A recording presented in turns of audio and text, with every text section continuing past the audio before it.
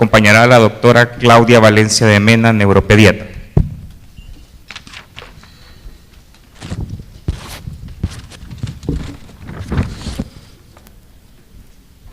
La doctora Claudia Valencia es neuróloga pediatra, doctorado en medicina de la Facultad de Medicina de la Universidad de El Salvador, con posgrado en medicina pediátrica y siendo jefe de residente del Hospital Nacional de Niños Benjamín Blum, Universidad de El Salvador.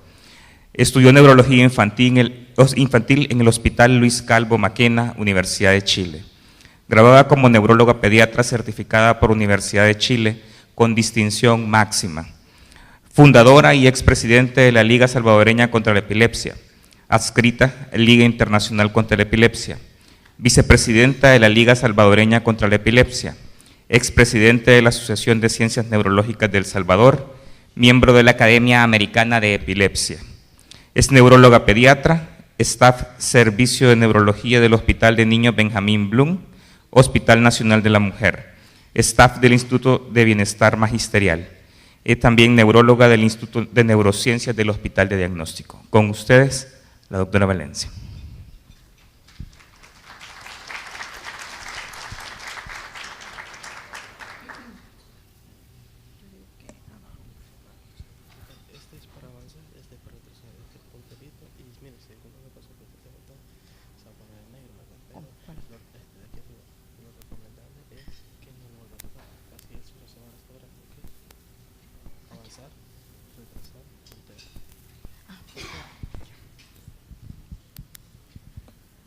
Bueno, tengan todos muy buenos días.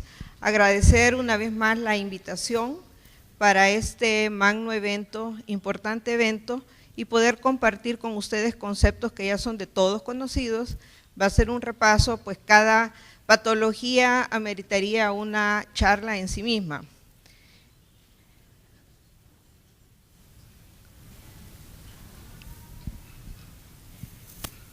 El TORCH, Zika congénito, son infecciones que ocurren en el desarrollo intrauterino en asociación de eventos al nacimiento o en las primeras semanas de vida.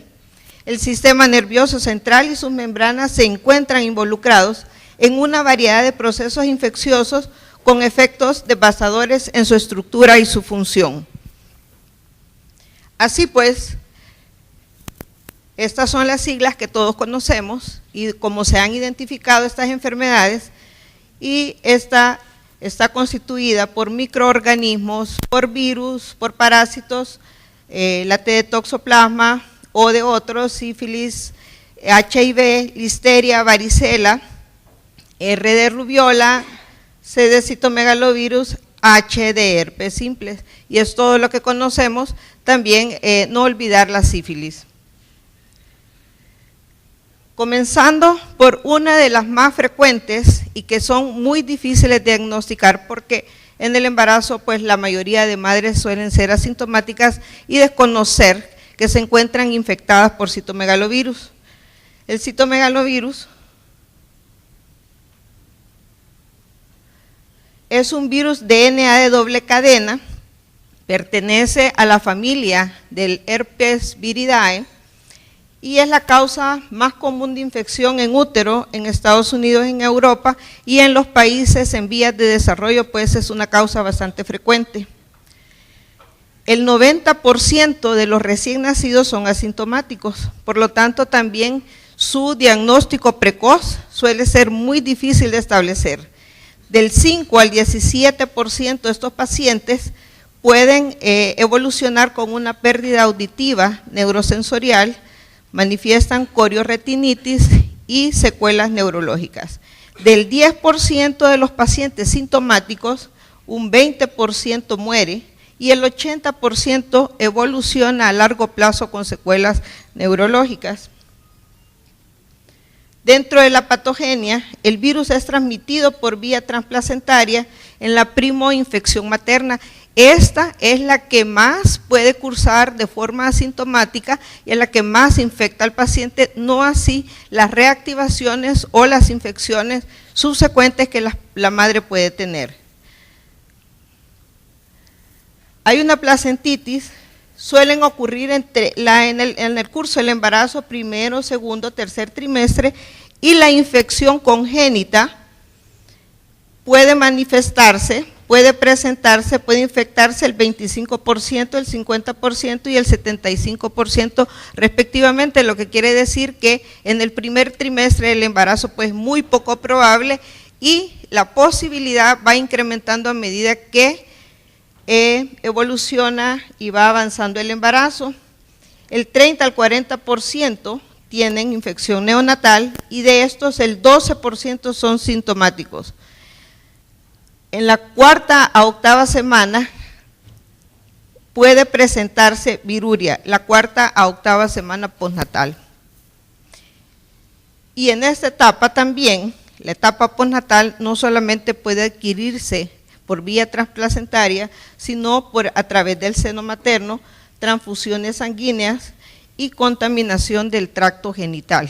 Por lo tanto, no solamente nos vamos a referir al aspecto puramente de infección en el embarazo, sino que puede haber una infección postnatal y hay que tomarla en cuenta. Así pues, si lo que nos tiene aquí son las complicaciones neurológicas que ocupan un gran porcentaje de estos pacientes. Esto es en recién nacidos pretérminos, microcefalia. Los cuadros básicamente son de una meningoencefalitis en estos pacientes que tienen los síndromes neurológicos, calcificaciones predominantemente periventriculares, corticales también, y el resto de alteraciones de la migración neuronal. Rasgos neuropatológicos. Entonces aquí habíamos mencionado la meningoencefalitis, y que tiene una gran predilección este virus por la matriz germinal. También se pueden encontrar afecciones en la sustancia blanca, atrofias cerebrales, microcefalia y lo que había mencionado, pues, disturbios de la migración neuronal como polimicrogiria, lisencefalia, paquigiria o hipoplasias cerebelares. Como ven, la destrucción y el impacto en el sistema nervioso central en desarrollo es sumamente importante. Dentro de los aspectos clínicos, no solamente hablamos del sistema nervioso, sino que el neonatólogo, el perinatólogo, debe reconocer que hay alteraciones reticuloendoteliales en el 50 al 75% de los pacientes y se presenta el síndrome neurológico en un 21 a un 75% también de estos niños. Y lo que habíamos mencionado, cómo se presenta el síndrome neurológico, podemos evidenciar en el paciente cuadro clínico de meningoencefalitis en un 75%, pacientes irritables, letárgicos, con pobre succión, hipoactivos, y el resultado de la meningoencefalitis, pues obviamente vamos a tener convulsiones que suelen ser crisis muy difíciles de identificar, crisis sutiles, convulsiones neonatales, que ustedes, como sabrán, muchas veces es difícil poderlas distinguir de los movimientos anormales que pueden tener estos pacientes. Calcificaciones periventriculares debido a necrosis subependimaria en el 50 al 60% de los pacientes. Considerar también que si bien es cierto, cuando hay una infección postnatal, no necesariamente vamos a estar hablando de un compromiso agudo y estático que se puede tratar, sino que podemos estar ante un cuadro de una encefalitis progresiva. Y aquí tenemos imágenes que pueden verse en la tomografía computarizada de la afección del compromiso periventricular del citomegalovirus, la destrucción por la predilección que tiene por la matriz germinal. Este es uno de nuestros pacientes que pude evaluarlo hace 2 semanas aproximadamente, con un cuadro típico, la madre con infección comprobada y el niño también. Exámenes diagnósticos. Bueno, lógicamente la identificación del virus, ya saben y conocemos pues que uno de los exámenes que inmediatamente nos detecta el virus es la reacción de proteína en cadena que se puede tomar en sangre, saliva y líquido cefalorraquídeo, cuyos resultados pues se pueden obtener en términos de 6 a 12 horas. Los cultivos, las pruebas serológicas, la IgM específica que nos está denotando infección activa. La IgG, anticitomegalovirus, en la 9ª al 12º mes de vida, al 12º día de vida, nos está indicando una infección transplacentaria. Sin embargo, se considera que esta IgM pudo haber pasado nada más por la madre y que el feto no pudo haber estado infectado. Por lo tanto, el seguimiento a través de las IgM, si estas van incrementándose, ahí podemos ir determinando que el feto pues fue infectado transplacentariamente. Otros exámenes diagnósticos: la detección fetal en madres infectadas, ultrasonografía fetal, que la diagnostica en 1/3 de los casos, donde pueden detectarse en estas ultrasonografías anormalidades del sistema nervioso, hidrocefalias, microcefalias, y en algunos países donde es válido poder reevaluar el curso del embarazo. Amniocentesis que pueden hacerse a las 20 o 21 semanas, ese es lo más recomendado, donde peligra menos la vida del feto. A la 20-21 semana de gestación se puede hacer una PCR y hay una excreción urinaria fetal después de la 20-21 semana. Por eso también no solo es el hecho de hacer una amniocentesis que corre riesgo de haber un aborto, sino que también hasta esa semana hay excreción urinaria del virus. Tiene una alta especificidad y sensibilidad.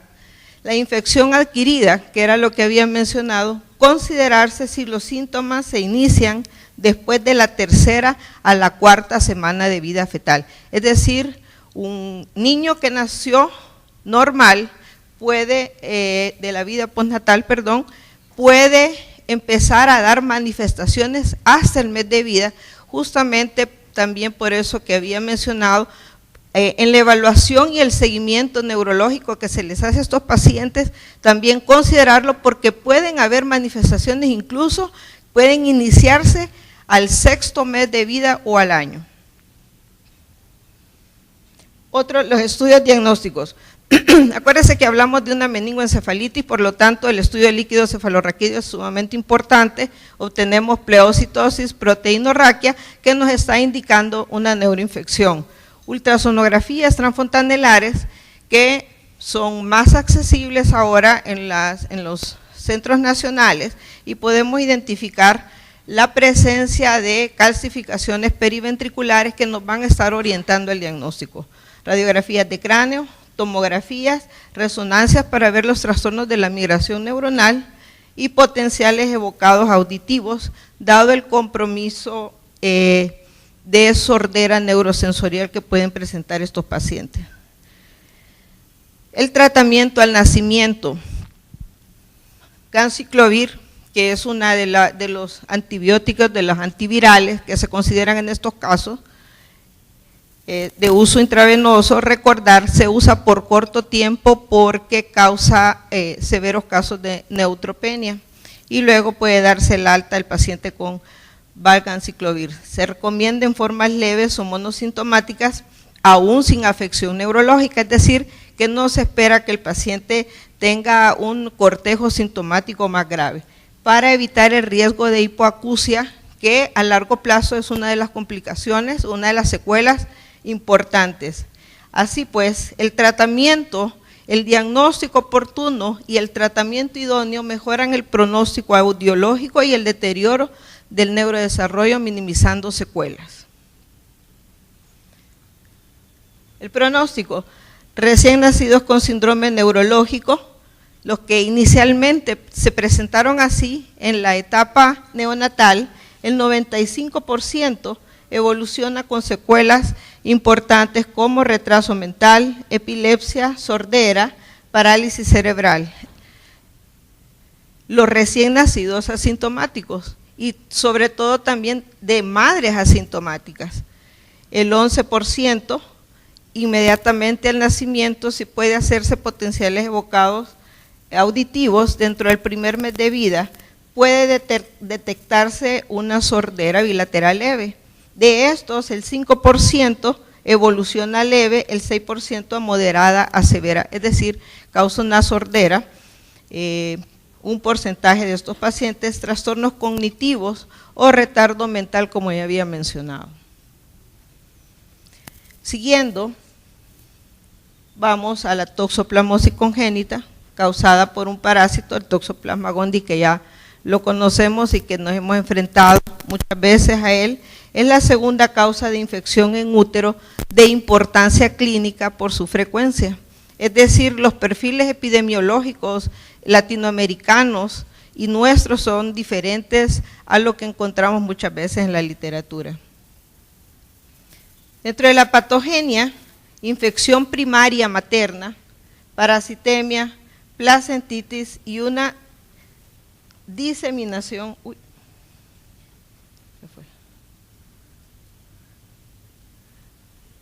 y una diseminación hematógena fetal. Dentro de la patogenia es importante considerar el tiempo de infección materna. En el primer o el segundo trimestre del embarazo, de un 20 a un 25% de estos pacientes, de estas madres van a infectar al feto. El tercer trimestre, de la misma manera que el citomegalovirus, incrementa la probabilidad de infección, pero la severidad en el tiempo en que se adquiere la infección en el embarazo también es diferente.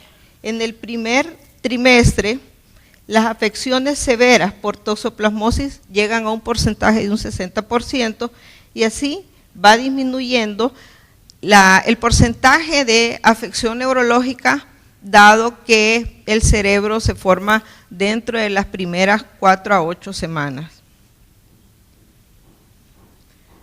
Estamos igualmente a un cuadro de una meningoencefalitis, no tiene tanta predilección por las áreas o las zonas subependimarias, sino que ocasiona una necrosis multifocal, es decir, que su daño es más difuso que lo que hemos podido ver en citomegalovirus.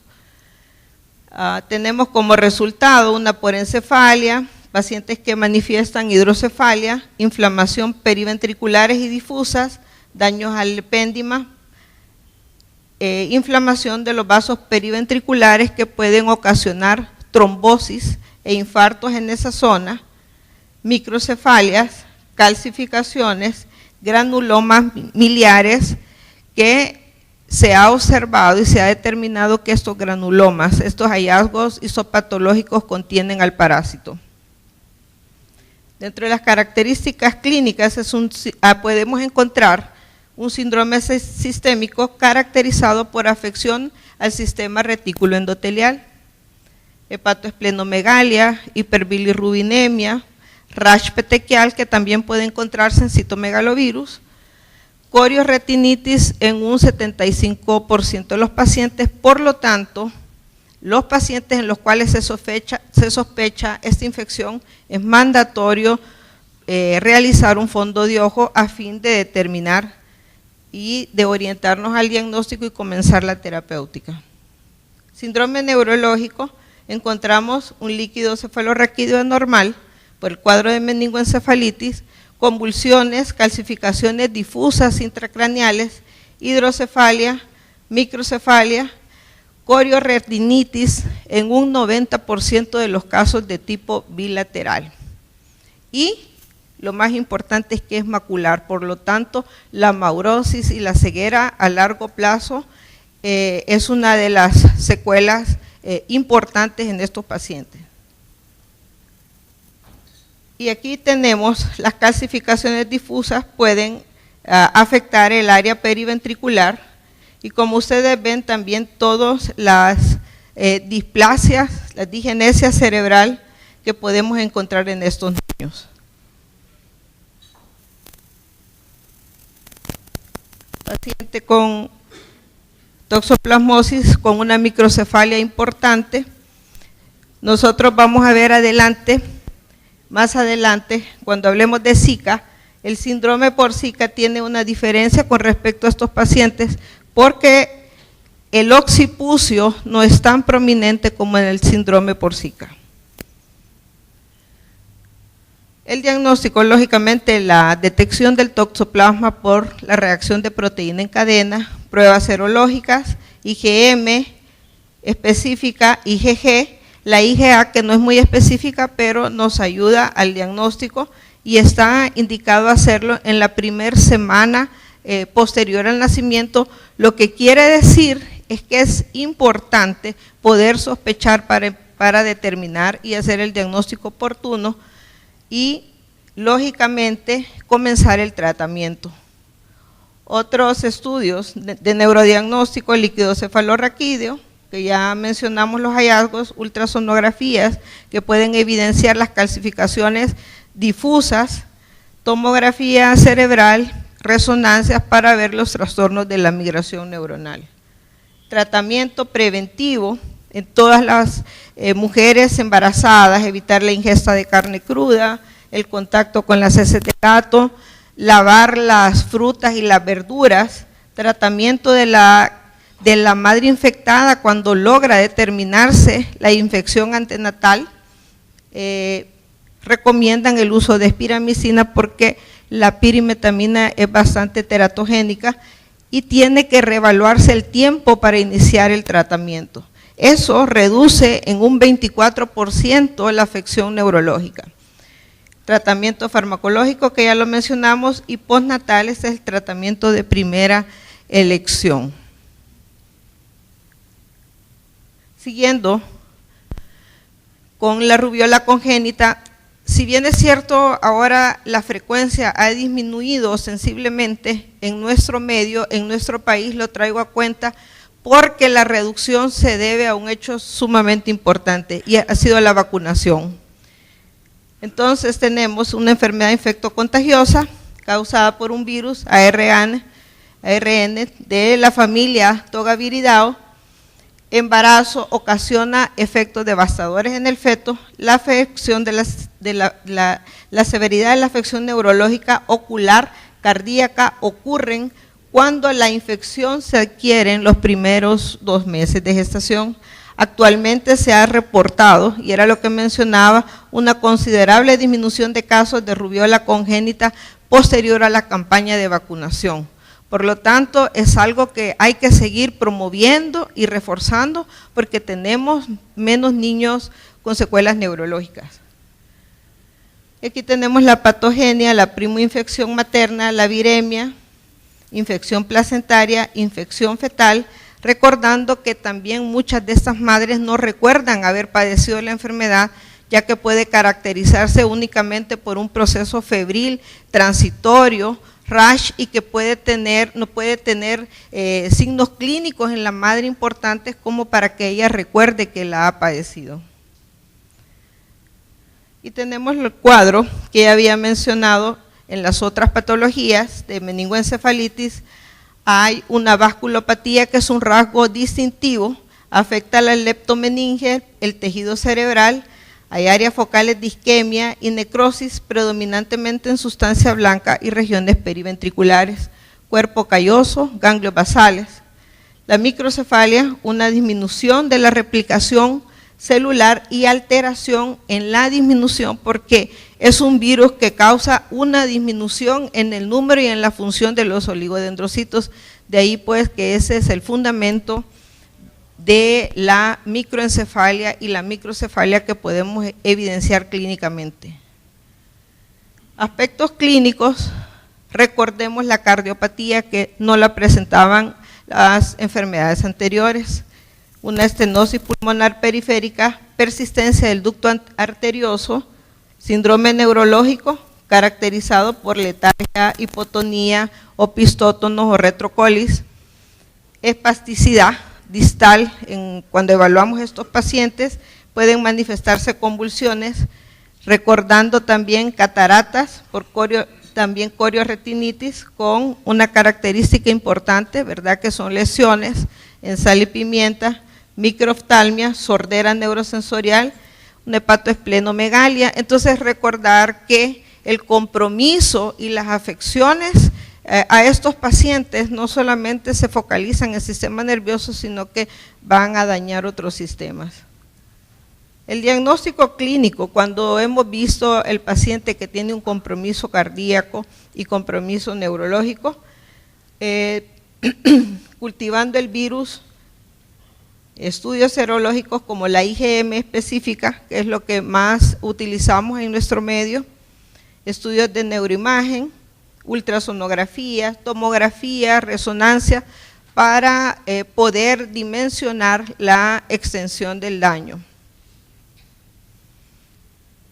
El pronóstico, bueno, ya habíamos visto que la mayoría de pacientes presentan déficit neuromotores severos, pérdida de la audición definitiva hasta en un 45% de los pacientes, las cataratas en un 47% de los pacientes, por lo tanto, la sospecha diagnóstica es bastante evidente y tenemos que considerarla, recordando también que la rubiola, igual que el sarampión, pueden ocasionar panencefalitis esclerosantes subagudas. Hemos tenido casos ya hace en antaño en el hospital debidamente diagnosticado por cultivo de líquido cefalorraquídeo de panencefalitis esclerosante por sarampión 8 años después de haber padecido la enfermedad.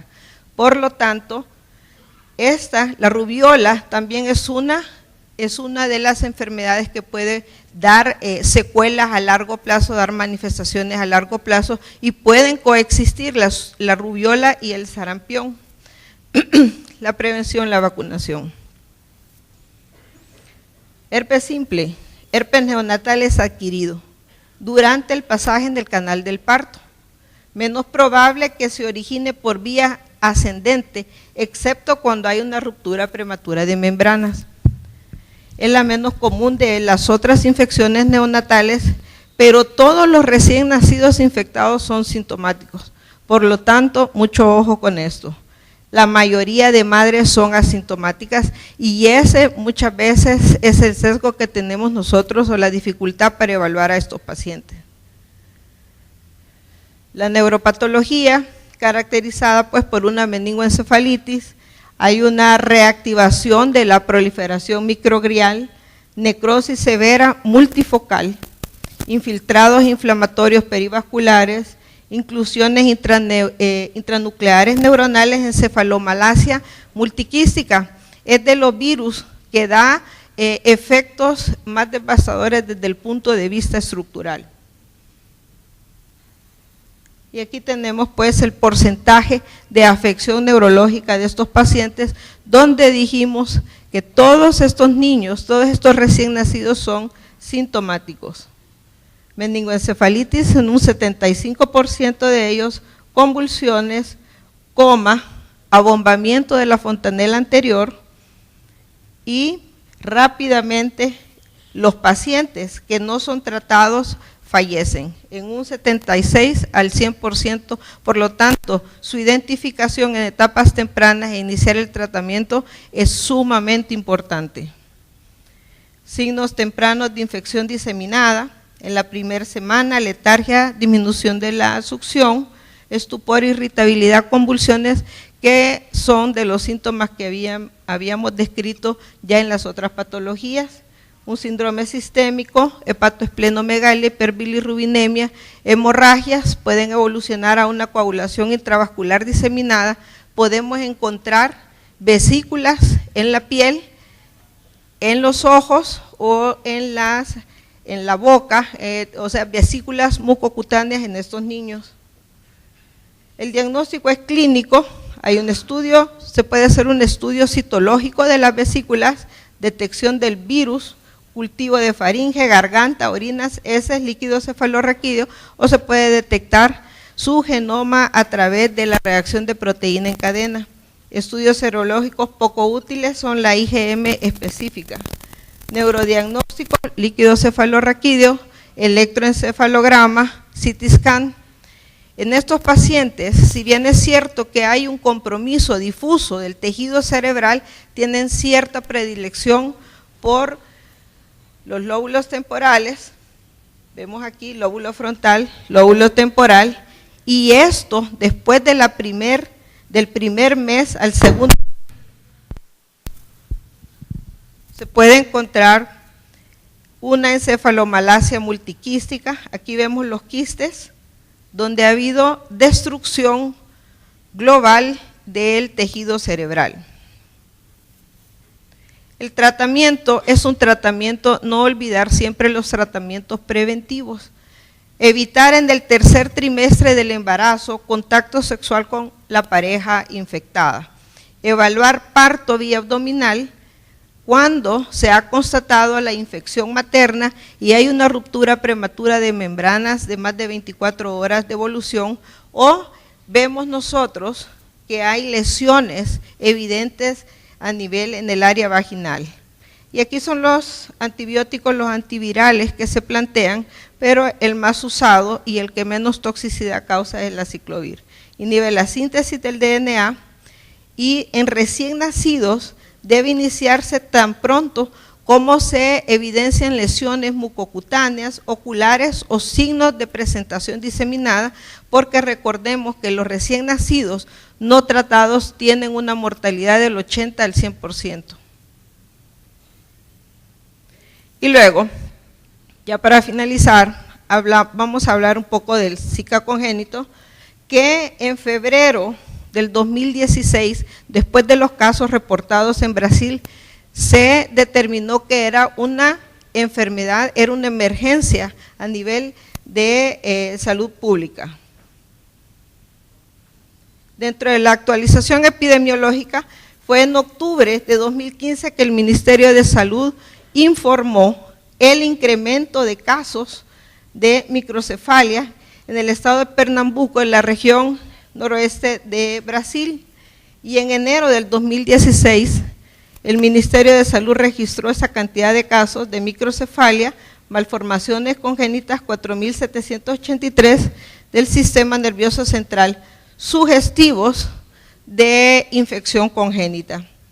Del 2001 al 2014 se registró un promedio de 163 casos por año.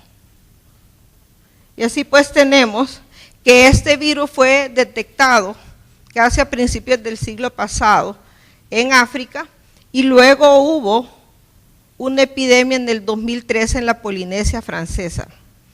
Este caso, después de África y acá, se trasladó a nuestra América. Y entonces aquí tenemos datos.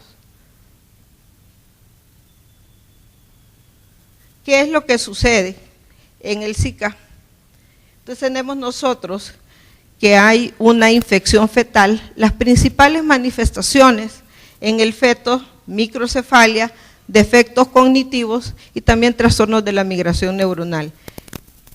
Otro de los órganos blancos es la retina. En el adulto sabemos nosotros que puede ocasionar pues afección sistémica, articular, puede dar una activación inmune, que es el rasgo neurológico más importante de los adultos, como es el síndrome de Guillain-Barré, una polirradiculoneuropatía, y también puede afectar la retina. ¿Qué es lo que se ha considerado hasta este momento con respecto a la patogenia del virus del Zika, que es un virus perteneciente a la familia Flavoviridae? Entonces, hay un estudio que identifica o se plantea una hipótesis sobre la vulnerabilidad de las células madres, y estas células madres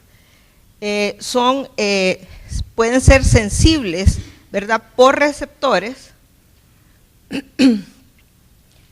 Esta es una proteína que se encuentra de una manera abundante en las células gliales radiales, y que esta proteína que se encuentra en estas células es la que favorece el neurotropismo del virus del Zika. Eso es lo que se ha planteado. Sin embargo, Sin embargo, no es algo que esté todavía comprobado y la fisiopatogenia con precisión permanece hoy en día todavía siendo desconocida. Pero este neurotropismo es lo que nos origina a nosotros, los recién nacidos con microcefalia y que tienen otros defectos. Y esto es lo que mencionaba, afecta principalmente el tipo de células muy concreto, la célula glial radial, que son células que parten de la corteza y darán lugar a las neuronas, astrocitos y oligodendrocitos, y de la misma manera aquí vemos la célula radial, y de la misma manera hay alteraciones de la migración neuronal cuando la infección es en etapas tempranas y se está dando, esta migración se ve afectada. Aquí es donde se ha detectado que hay un incremento de esta proteína y esa proteína es la que está produciendo esa afinidad. Esa proteína debería de proteger el sistema nervioso. Se cree que muchas de las severidades que pueden padecer los recién nacidos es porque puede haber una predisposición o una susceptibilidad a tener afecciones más severas unos recién nacidos que otros. Y aquí vemos una de estas células infectadas, la neurofera, y este es un control, esta es una sana y esta es una infectada por virus del Zika en estudios histopatológicos. Así pues tenemos el nuevo síndrome congénito, un patrón reconocido recientemente y las manifestaciones más importantes: microcefalia, calcificaciones intracraneales, anomalías cerebrales, trastornos de la migración neuronal.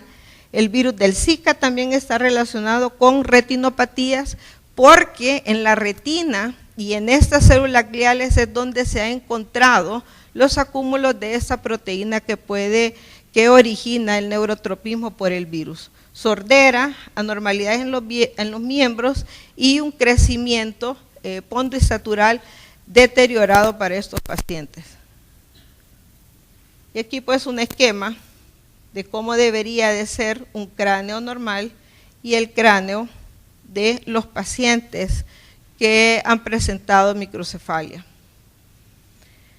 Se describe también un hundimiento, hay una desproporción cefalofacial, una disminución del diámetro biparietal, pero a diferencia de lo otro que mencioné y que presenté, es que estos pacientes suelen tener un occipucio prominente con mucha piel redundante posterior, en la parte posterior del cuello.